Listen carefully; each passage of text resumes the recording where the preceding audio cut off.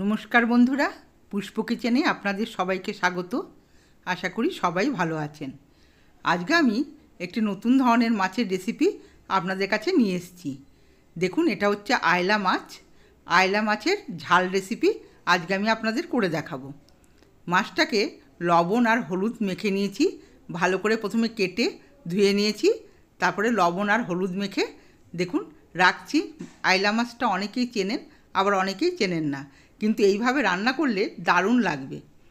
প্রথমে আমি কড়াইতে সর্ষের তেল দিয়ে দিলাম।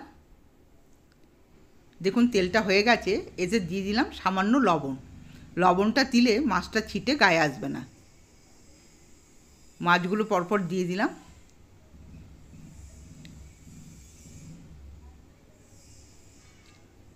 দেখুন লবণটা দেওয়াতে মাছটা ছিটে শরীরে লাগবে না। একটু নেড়ে চেড়ে দেব।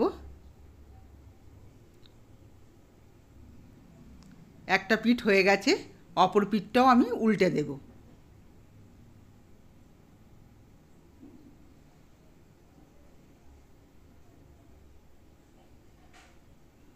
ভালো করে একটু লাল করে ভাজতে হবে।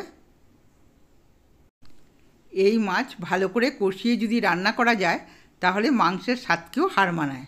খুবই টেস্টি। দেখুন এই মাছগুলো আমার ভাজা হয়ে গেছে, এবার আমি তুলে নিচ্ছি। ওই তেলেতেই 2 পিস মাছ বাকি ছিল, দিয়ে দিলাম। ওই তেলেতেই দিয়ে দিলাম 2টো শুকনো লঙ্কা, 2টো তেজপাতা, 4টে এলাচ আর সামান্য গোটা জিরে। ফোড়নটা ভালো করে একটু ভেজে নেব। দেখুন ফোড়নটা হয়ে গেছে, এতে দিয়ে দিলাম কুচানো পেঁয়াজ। কোচানো পেঁয়াজটা দিয়ে ভালো করে নেড়ে চেড়ে দিলাম। সামান্য লবণ দিয়ে দিলাম পেঁয়াজটা মজে যাওয়ার জন্য। পেঁয়াজ ভাজাটা হয়ে গেছে, একটু লাল করে ভেজে নিয়েছি। এবার দিয়ে দিলাম আদা আর রসুন বাটা। আদা আর রসুনটা দিয়ে ভালো করে নেড়ে চেড়ে কষিয়ে নেব।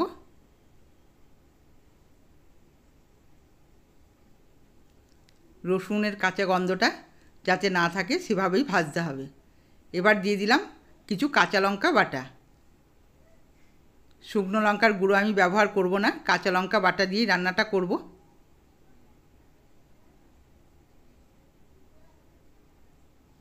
সামান্য সামান্য করে জল দিয়ে এটাকে আমি ভালো করে মশলাটা কষিয়ে নেব।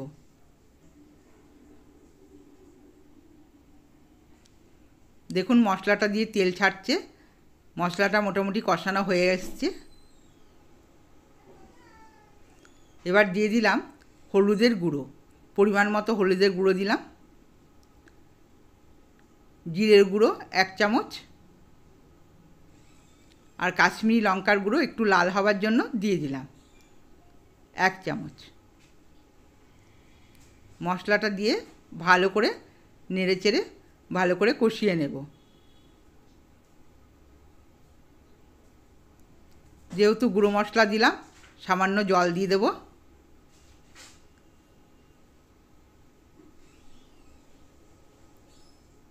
এবার দিয়ে দিলাম একটা টমেটোকে পেস্ট করে রেখেছিলাম, টমেটো পেস্ট। আপনারা গোটা টমেটো কেটেও দিতে পারেন। টমেটোটা দিয়ে ভালো করে সুন্দর করে কষিয়ে নিতে হবে। আর দিয়ে দিলাম সামান্য চিনি। মিষ্টিটা দিলে স্বাদের ব্যালেন্সটা থাকে। এবার মশলা কষানো হয়ে গেছে, পরিমাণ মতো জল দিয়ে দিলাম। আর জলটা অবশ্যই গরম জল দিতে হবে, ঠান্ডা জল দিলে পানসাটে হয়ে যায়, ঝোলটা স্বাদ লাগে না। এবার ঝোলটাকে গ্যাসের স্টিমটা লো করে আমি ফুটতে দিয়েছিলাম। 5 মিনিট ফুটে উঠেছে। এরপর দিয়ে দিলাম মাছ ভাজাগুলো। মাছটা দিয়েও আমি লো আঁচে মোটামুটি 5 মিনিট ফুটিয়ে নেব।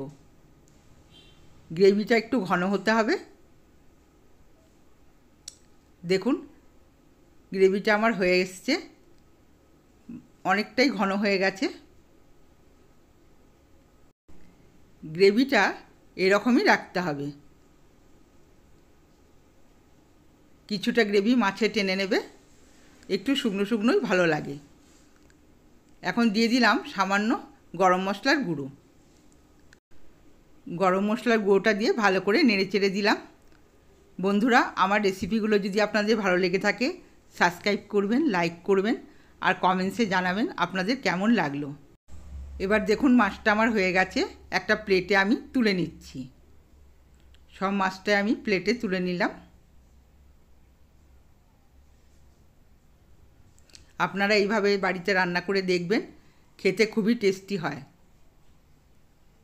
আজকের মতো ভিডিওটা আমি এখানেই শেষ করছি। আপনারা সবাই ভালো থাকবেন, সুস্থ থাকবেন। ধন্যবাদ।